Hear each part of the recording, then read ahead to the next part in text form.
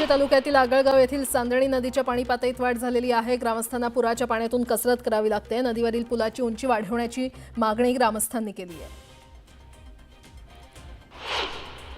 छत्रपती संभाजीनगर जिल्ह्यातील सोयगावमध्ये झालेल्या अतिवृष्टीमुळे ऐतिहासिक अजिंठा लेणीचा सप्तकुंड धबधबा ओसंडून वाहू लागलाय।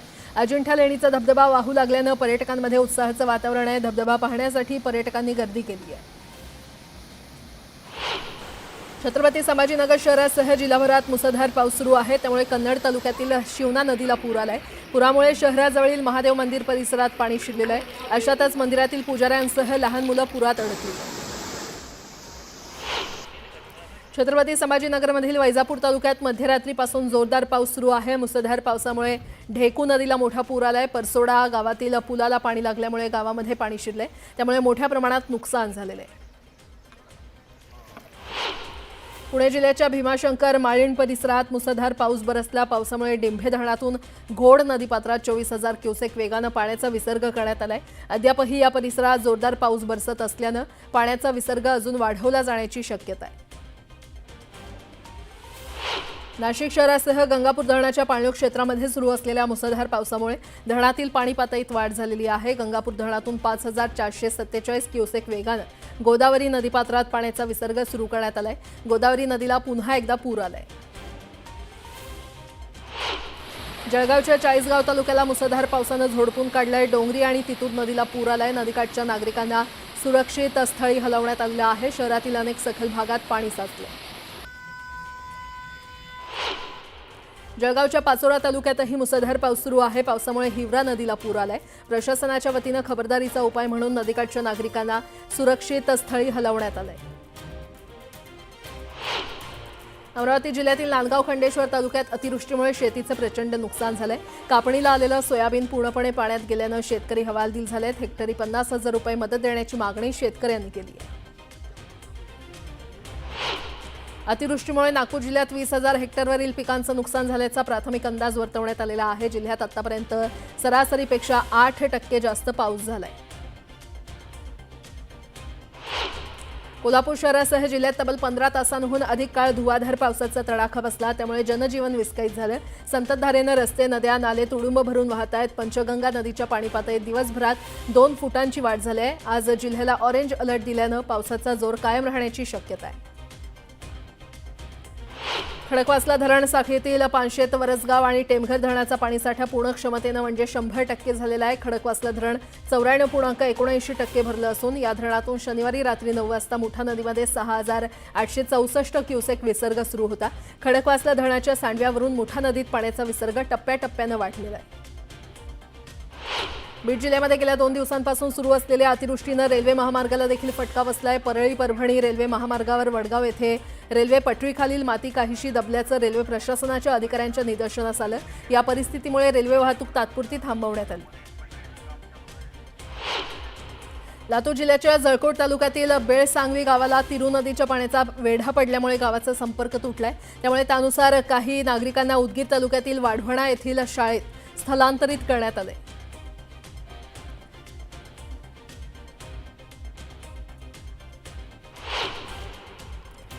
रायगड जिल्ह्यात सर्वदूर वादळी वाऱ्यासह पाऊस सुरू आहे। वादळी वाऱ्यासह पडणाऱ्या पावसाने भात पीक आडवं झालं असून शेतकऱ्यांचं प्रचंड नुकसान होण्याची शक्यता आहे। रायगड जिल्ह्याला आज रेड अलर्ट देण्यात आलेला आहे, त्यामुळे नागरिकांना सतर्क राहण्याच्या सूचना जिल्हा आपत्ती व्यवस्थापन प्राधिकरणाकडून देण्यात आलेल्या आहेत। शिवाय मच्छीमारांना खोल समुद्रात जाण्यास बंदी घालण्यात आलेली आहे।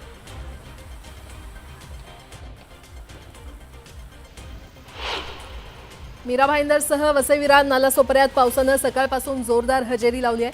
त्यामुळे नालासोपाऱ्यातील सखल भागामध्ये पाणी साचायला सुरुवात झाली आहे। आचोळे, शंखेश्वर नगर, विवा कॉलेजसह अनेक भागात पाणी साचलंय। मुंबई उपनगरात पहाटेपासूनच मुसळधार पाऊस कोसळतोय। मुसळधार पावसामुळे सखल भागात पाणी साचलंय। हवामान खात्याने शहराला रेड अलर्ट जारी केलाय। पश्चिम रेल्वेवर धावणाऱ्या एसी लोकलला पावसाचा फटका बसलाय। पश्चिम रेल्वेवरील अंधेरी ते भाईंदर दरम्यान धावणाऱ्या एसी लोकलच्या छताला गळती लागल्याने प्रवासी त्रस्त झाले।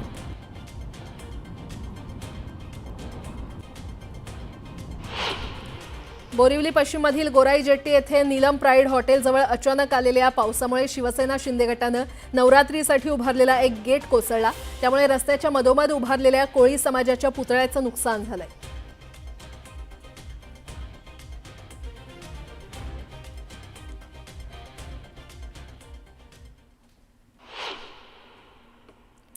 मध्य रेल्वेच्या पुणे स्थानकावरून धम्मचक्र प्रवर्तन दिनानिमित्त 1 आणि 2 ऑक्टोबर रोजी पुणे नागपूर पुणे ही विशेष रेल्वे गाडी सोडण्यात येणार आहे. रेल्वेला देखील गर्दी असल्यानं मध्य रेल्वेनं यंदा नियोजित धावणाऱ्या गाड्यांव्यतिरिक्त पुणे नागपूर पुणे ही विशेष गाडी सोडण्याचं नियोजन केलंय.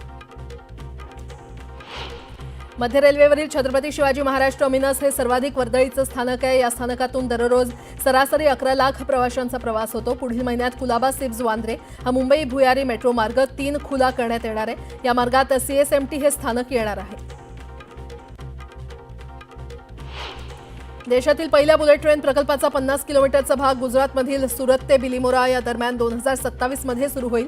तसंच 2029 पर्यंत बुलेट ट्रेन प्रकल्पाचा मुंबई आणि अहमदाबाद या दरम्यानचा संपूर्ण भाग कार्यान्वित होईल, जो 2 प्रमुख शहरांमधील अंतर फक्त 2 तास आणि 7 मिनिटात पूर्ण करेल, अशी माहिती अश्विनी वैष्णव यांनी दिली आहे.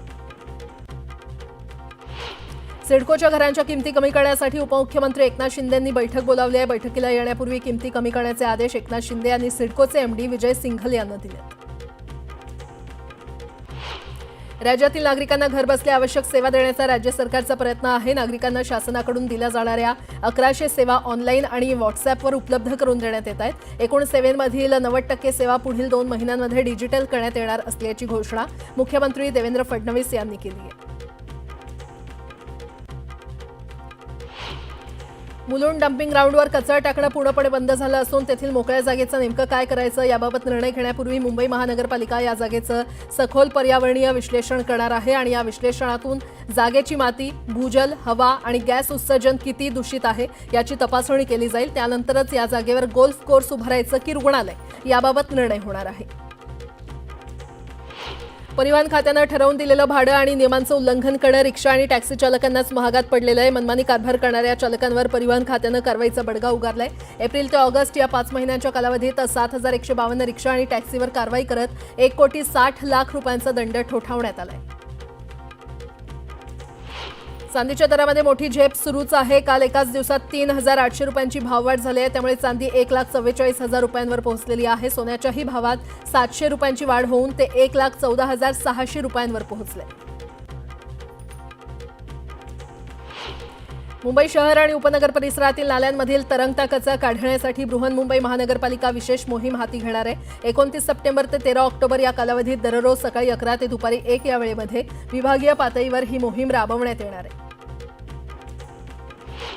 राज्यातील पेसा आणि बिगर पेसा क्षेत्रामध्ये कंत्राटी शिक्षकांच्या मानधनासाठी शिक्षण विभागानं 7,50,00,000 इतक्या रकमेसाठी मंजुरी दिलेली आहे आणि त्यामुळे कंत्राटी शिक्षकांना सणासुदीच्या काळात दिलासा मिळणार असून त्यांच्यासाठी ही दिवाळी भेट ठरणार आहे.